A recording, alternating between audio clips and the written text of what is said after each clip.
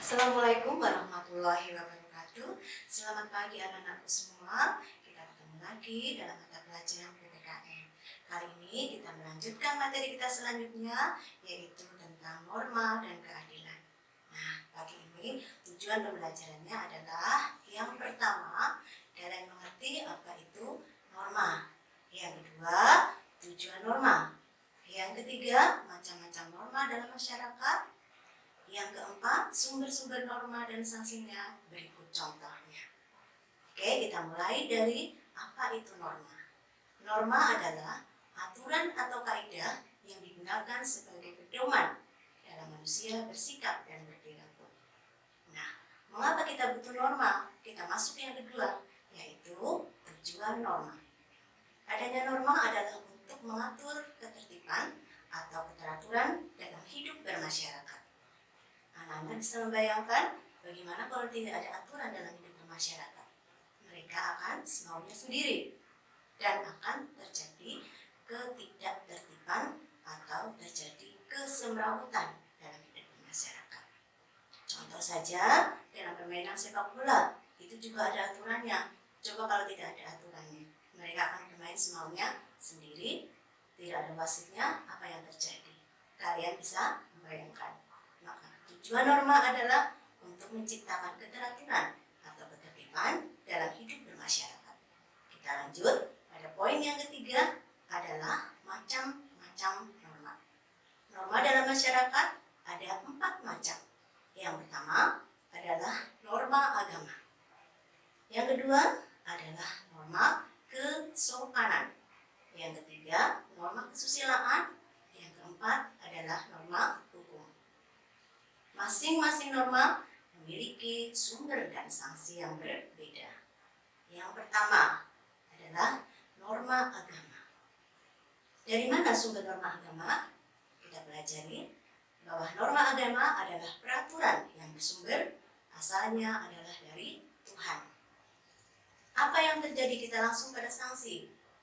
Kalau kita tidak mematuhi aturan yang ada dalam agama atau kepercayaan kita yang sumbernya berasal dari Tuhan, apa yang terjadi? Kita mendapatkan sanksi baik secara mungkin kalau secara langsung kita tidak merasakan, tapi nanti akan merasakan secara tidak langsung.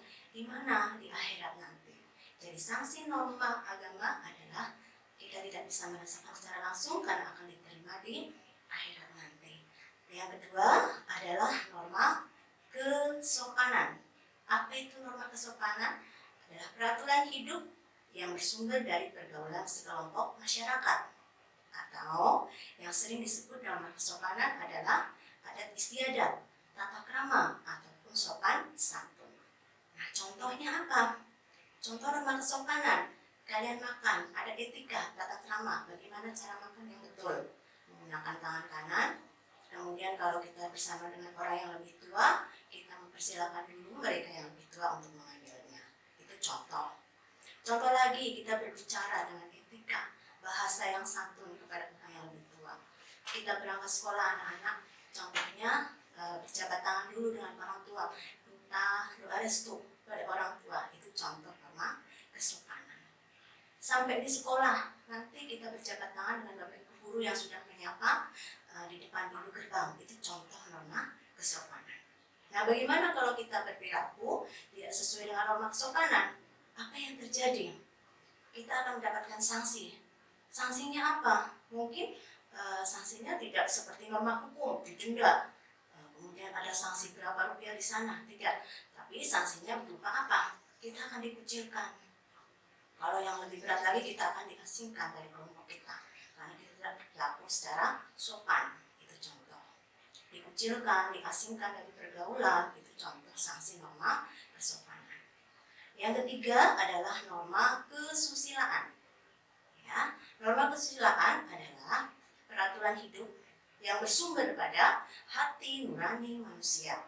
Nah, contohnya apa, Bu, norma kesusilaan ini? Nah, contohnya apa? Berkata jujur, kemudian tidak berbohong. Itu contoh norma kesusilaan karena sumbernya pada hati nurani. Maka sanksinya apa? Bersifat otonom. kembali kepada diri kita masing-masing. Mungkin ada yang terbiasa berkata bohong, dia enjoy saja. Tetapi bagi mereka yang tidak terbiasa, dia akan merasa ada penyesalan, ada rasa bersalah. Itulah sanksi norma kesusilaan. Jadi kembali kepada diri kita masing-masing, bersifat otonom. Kemudian yang keempat adalah norma hukum.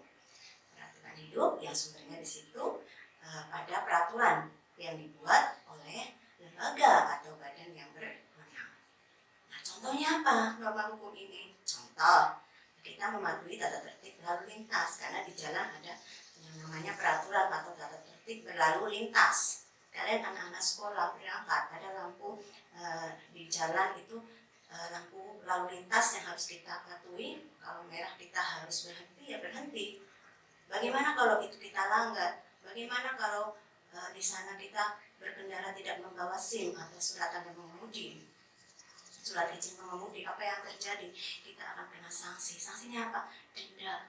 Dendanya berapa sudah tertulis di sana. Jadi sanksi norma hukum adalah bersifat tegas dan nyata dibanding dengan sanksi norma-norma yang lain. Dia lebih tegas dan nyata. Itulah sanksi norma hukum. Jadi bisa ada denda, bisa hukuman ataupun penjara. Nah, sampai di sini mulai dari pengertian, tujuan norma, sumber-sumber norma, kemudian macam dan sanksinya.